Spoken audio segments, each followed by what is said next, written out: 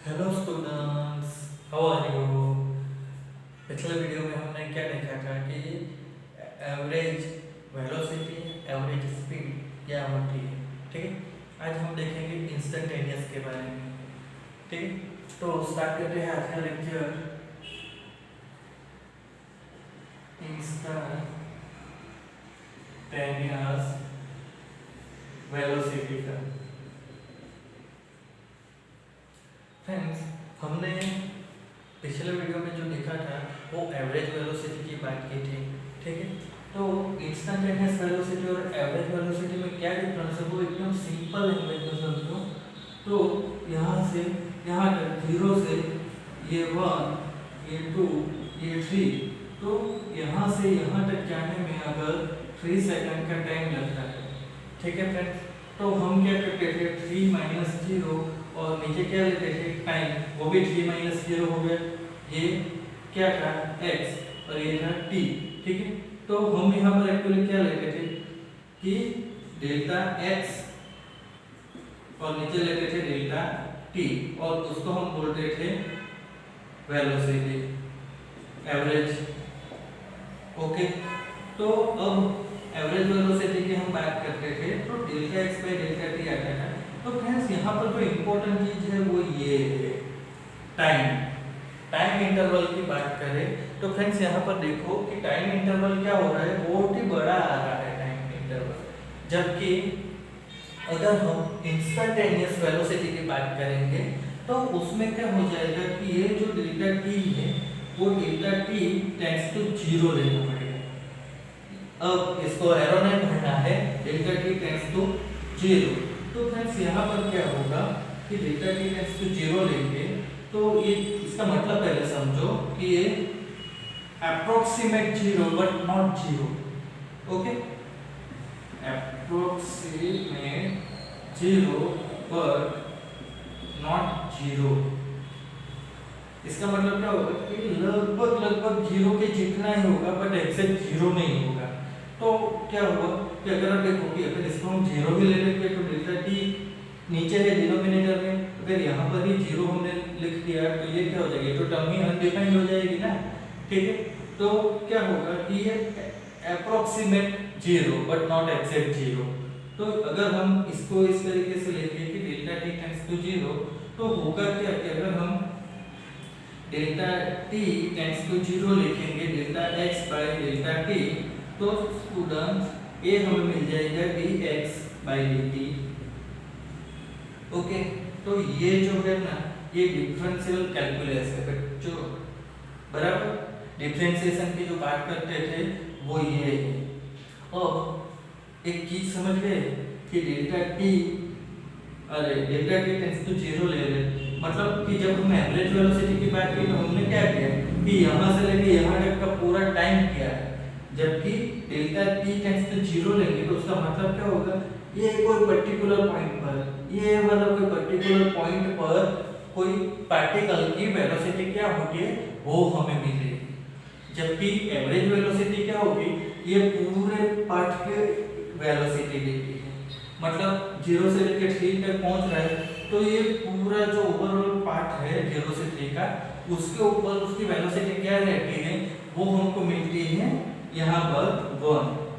जबकि instantaneous velocity की बात करें तो वो क्या होगी बच्चों, सिंपल कि ये कोई पर्टिकुलर पॉइंट, ये वाला पर्टिकुलर पॉइंट, इसी के ऊपर क्या होगा कि अगर हमको वेलोसिटी फाइंड करनी है तो वो हमको क्या होगी कि वेलोसिटी बोलो या फिर इंस्टेंटेनियस वेलोसिटी बोलो उससे मिले। अब बच्चों एक चीज देखो, हम बात करेंगे एवरेज स्पीड की। तो एवरेज स्पीड में भी क्या हो रहा था कि total part length divide by total time. तो ये केस में भी क्या होगा कि एवरेज स्पीड हमारी delta x by delta t होती थी। अब यहाँ पर भी अगर हम क्या करेंगे डेल्टा t टेंड्स टू 0 लेंगे तो क्या हो जाएगा delta x by delta t, तो ये भी क्या हो जाएगा एक्चुअली dx बाय dt ही मिलेगा। तो ये हमको क्या मिलेगा, डिफरेंशिएशन ही मिलेगा।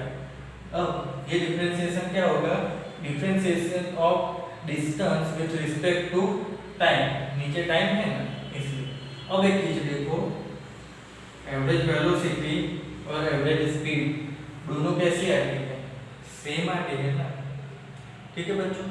जबकि हमने पिछले वीडियो में क्या देखा था, average speed is greater than और इक्वल टू एवरेज वेलोसिटी।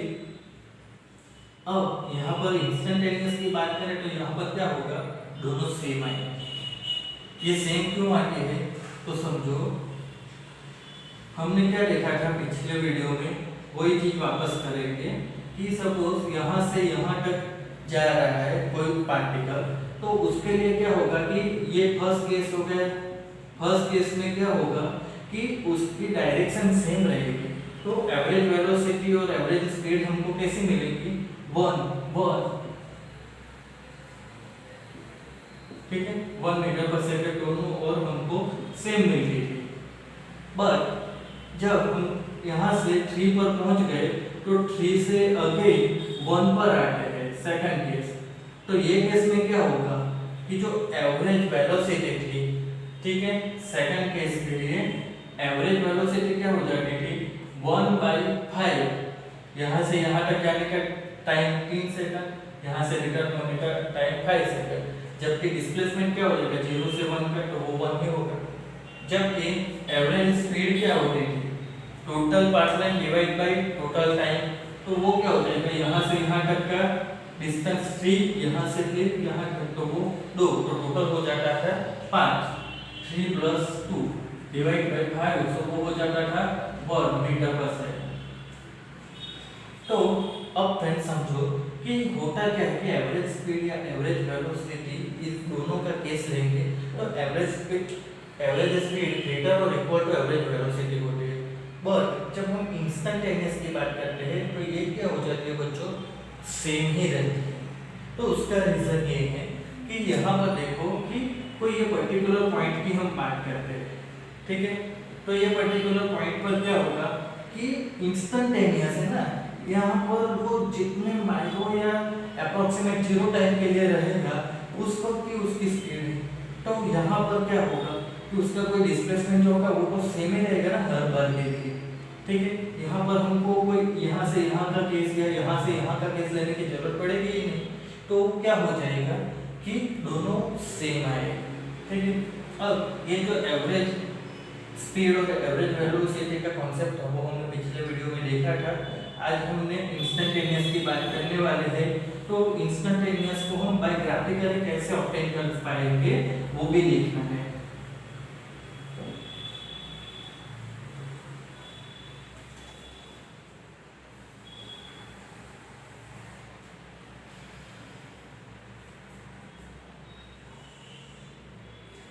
मैं थोड़ा सा इंक पिला दूं।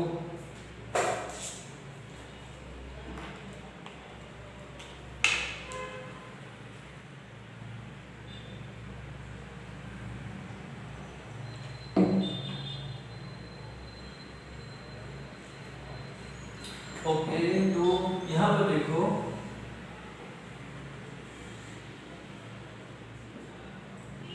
ये हम x लेते हैं और ये t, x अगेंस्ट t का हम क्या कर रहे हैं, एक ग्राफ ले रहे हैं। अब बहुत गंदा हो गया है ना, इसको सीधा किया, ठीक। हम क्या कर रहे हैं, x अगेंस्ट t का एक ग्राफ ले रहे हैं। अब ये ग्राफ में क्या करेंगे कि कुछ इस तरीके से कर्व लेंगे। अब ये चीज समझो, उससे पहले लास्ट टाइम जो हमने पढ़ा था वो थोड़ा सा रिवाइज करना पड़ेगा बच्चों, क्योंकि यहाँ पर कुछ हजम नहीं होगा। ये x और ये t, अब वहां पर हमने क्या देखा था कि जब कोई पर्सन या पार्टिकल या कोई object with respect to time अपना पोजीशन चेंज नहीं कर रहा है तो उसका ग्राफ हमको कैसा मिला था, इस तरीके से। जब कोई person with respect to time अपना पोजीशन इंक्रीज करता जाता है तो ये टाइम, ये डिस्टेंस इस तरीके से मिला था। बट अगर कोई person with respect to time अपना पोजीशन नेगेटिव डायरेक्शन में कर रहा है तो नेगेटिव डायरेक्शन के लिए क्या होगा, इस तरीके से ग्राफ मिलेगा, ठीक है। तो इस तरीके से जो ग्राफ मिलता है स्टूडेंट्स, उसमें उसका जो स्लोप फाइंड करना होता है वो बहुत इंपॉर्टेंट है। अब ये कोई भी आप ग्राफ लोगे तो उसका जो स्लोप आएगा वो स्लोप हो जाएगा tan थीटा। अच्छा तो क्या स्लोप क्या होता है, dy by dx होता है ना, तो tan थीटा भी होता है। कैसे प्रूव करते हैं, देखो यहाँ पर ये x अगेंस्ट t का ग्राफ है, ठीक है। तो यहाँ पर आप देखो इसका स्लोप फाइंड करना है, तो हम क्या करते थे a b और c इस तरीके से अलग अलग ट्रायंगल लेते थे। अब यहाँ पर करना क्या होगा कि स्लोप जो होगा वो क्या हो जाएगा dy by dx। तो आप देखो यहाँ पर dy यानी ये y एक्सिस पर आपने जितना वैल्यू लिया वो हो जाएगा, तो y एक्स पर हमने इतना वैल्यू लिया।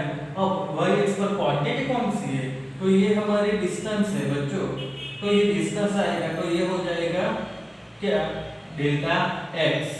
अब bc dx, अब ये कंफ्यूज मत होना, ये x की बात कर रहे हैं जबकि ये x डिस्टेंस है।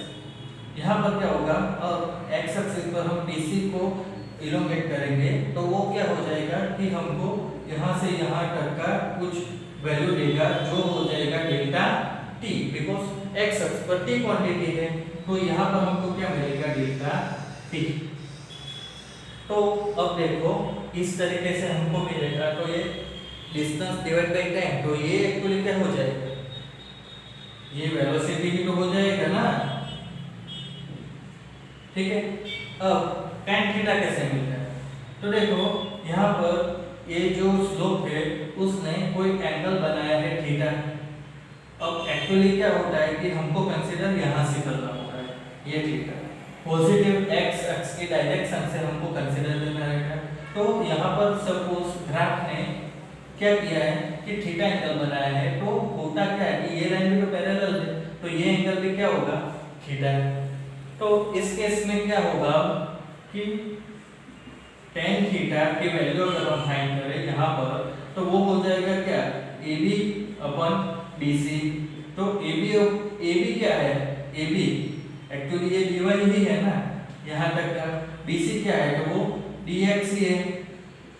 एक्चुअली हमने इसको डेल्टा x और डेल्टा t के टर्म में लिखा है, तो dy by dx वो क्या हो जाएगा delta x by delta t ही हो जाएगा ना।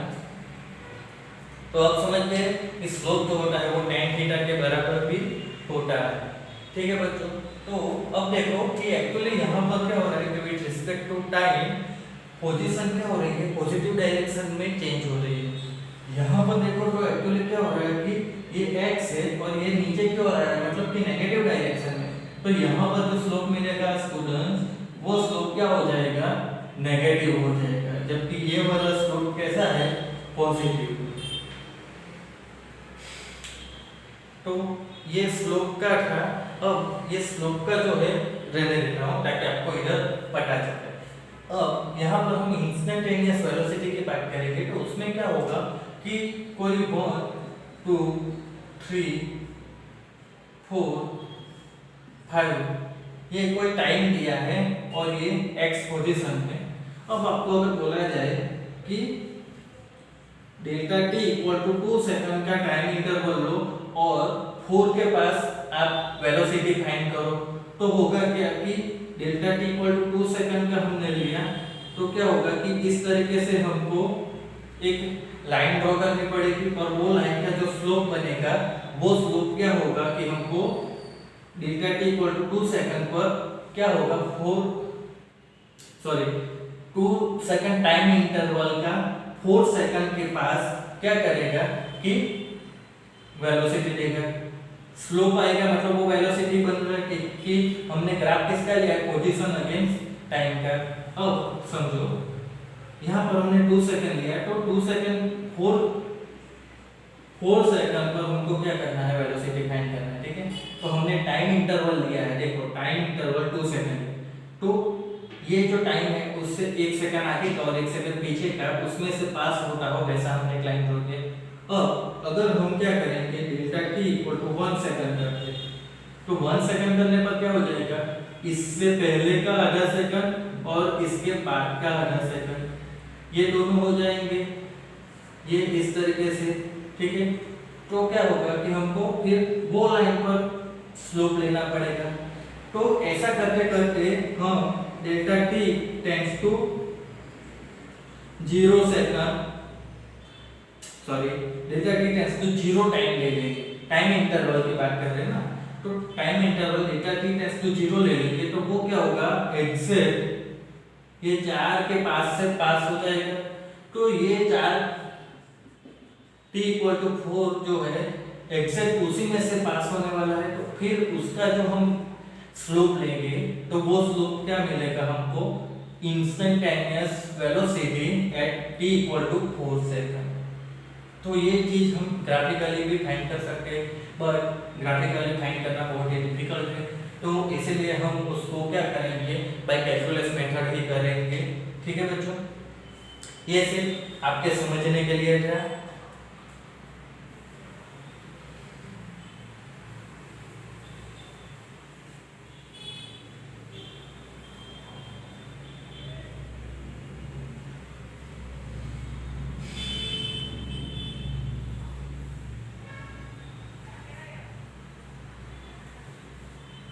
अब हम इसके रिगार्डिंग एक न्यूमेरिकल करेंगे जो कि आपका बुक में है, एग्जांपल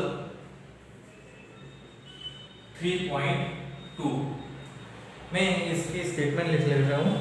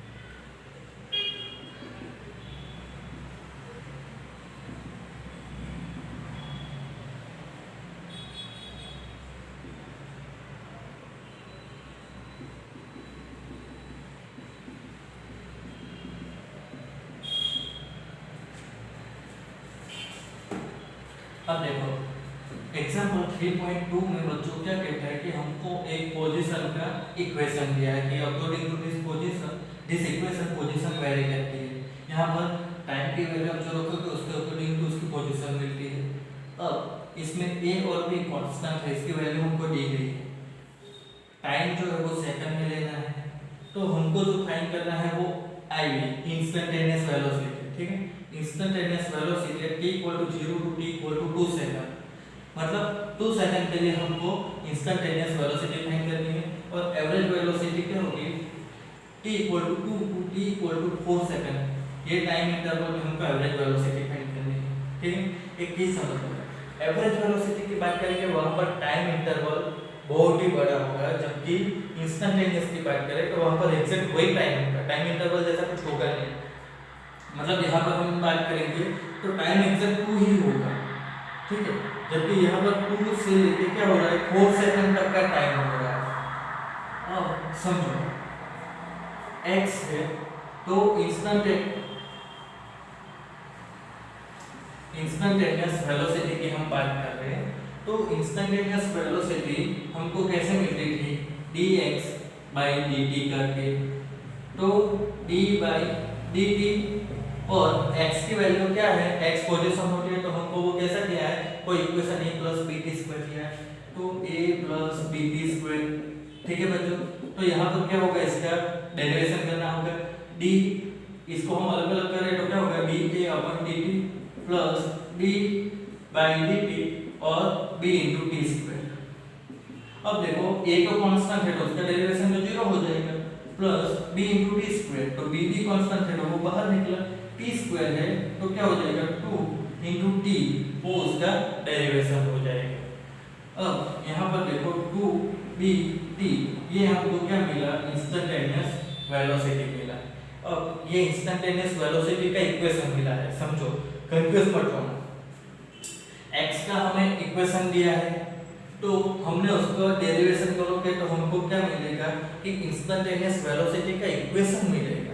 और ये इक्वेशन में हम क्या करेंगे, टाइम रखेंगे, तब जाके हमको क्या मिलेगा, पर्टिकुलर टाइम के लिए इंस्टेंटेनियस वेलोसिटी का वैल्यू मिलेगा। तो यहाँ पर 2b की वैल्यू क्या हो गई, 2.5 इंटू टी की वैल्यू 2 रखनी है, तो ये क्या हो गया 10 मीटर पर सेकंड।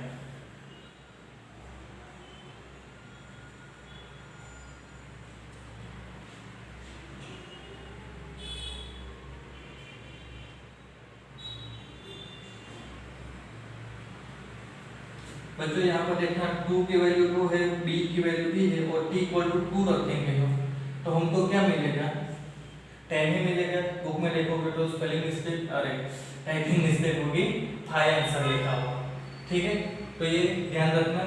फिर हम बात करेंगे अब एवरेज वेलोसिटी की। तो एवरेज वेलोसिटी का फॉर्मूला हमने क्या देखा था कि final position minus initial position divide by final time minus initial time. अब देखो फाइनल पोजीशन कैसे मिलेगी, तो क्या पूछा है हमको कि t इक्वल टू 4 सेकंड पर, ये जो हमारा x का इक्वेशन है उसमें हमको क्या करना है, t इक्वल टू 2 से 2 इक्वल टू 4 तक हमको एवरेज वेलोसिटी फाइंड करनी है। तो फाइनल वैल्यू क्या हो जाएगी, t इक्वल टू 4 सेकंड पर, तो यहाँ पर हमको क्या मिलेगा, x एट 4 माइनस इनिशियल क्या होगी, 2 से स्टार्ट करना है तो वो इनिशियल पोजीशन हो जाएगी x इंटू 2। अब देखो फाइनल टाइम क्या होगा, 4 पे खत्म हो जाएगा, तो 4 माइनस 2 से स्टार्ट हो रहा है, 4 माइनस 2। अब देखो x 4 लिखा है, तो उसका मतलब क्या होगा कि ये जो इक्वेशन है उसमें हमको t की जगह पर क्या रखना है, 4। तो कैसे लिखेंगे कि a plus b into T है उसका स्क्वायर, तो सॉरी t की जगह 4 लिखना है, तो 4 का square minus a minus b into दूसरी बात 2 रखना है t की जगह पर, क्या आएगा 2।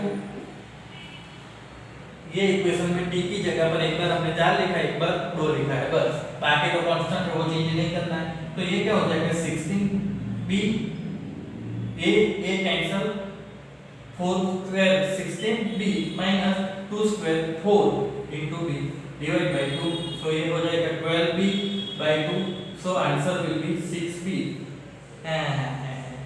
6b आंसर नहीं होगा बच्चों, अगेन कि आपको जो भी वैल्यू दी गई होगी, जो भी वेरिएबल या कांस्टेंट की वो पुट करनी है, तो एवरेज वेलोसिटी क्या बनेगी 6 इंटू b की वैल्यू देखो 2.5, so 6 into 2.5, so answer will be 15 metre पर सेकंड।